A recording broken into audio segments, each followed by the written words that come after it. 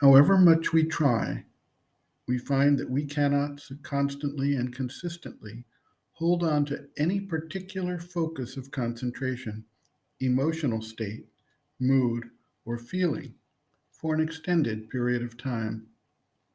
The constant action of the three gunas cycles us through periods of light and darkness, action and inaction, excitement and despondency, joy and sorrow, pleasure and pain.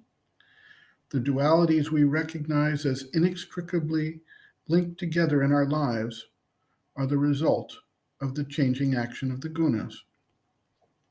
This same dynamic is operative for the spiritual seeker. This leads to periods of great insight, joy, and aspiration, followed by periods of dullness, lack of inspiration, and dryness.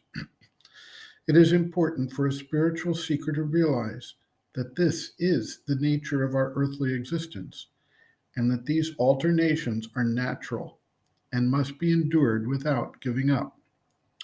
Patience and persistence are the watchwords of spiritual attainment in the end. It is difficult for the vital nature to appreciate this when suddenly experiences on the various occult planes occur and lift up the vital enthusiasm, and then, just as suddenly, disappear and seem not to reoccur.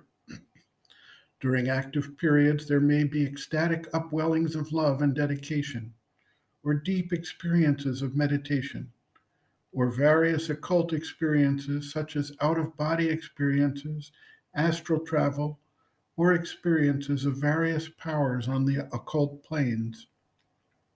The vital being latches onto these things and feels important, uplifted, and joyful. When they are removed from the active experience, the vital being can become discouraged, sulk, or revolt at having to carry out the mundane tasks assigned to the individual, or which are simply part of daily life. These reactions of the ego personality attached to the vital being and its desires can cause substantial disruption if the seeker is not properly prepared and has not effected the separation of the witness consciousness from the active outer nature. Sri Aurobindo writes, quote, "The up and down movement which you speak of is common to all ways of yoga. It is there in the path of bhakti. But there are equally alternations of states of light and states of darkness, sometimes sheer and prolonged darkness, when one follows the path of knowledge. Those who have occult experiences come to periods when all experiences cease and even seem finished forever.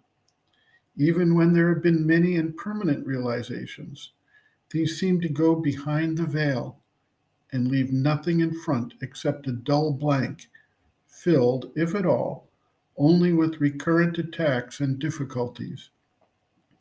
These alternations are the result of the nature of human consciousness and are not a proof of unfitness or of predestined failure. One has to be prepared for them and pass through. They are the day and night of the Vedic mystics. Everyone has these alternations because the total consciousness is not able to remain always in the above experience. The point is that in the intervals there should be quietude, at least in the inner being, no restlessness, dissatisfaction, or struggle. If that point is attained, then the sadhana can go on smoothly.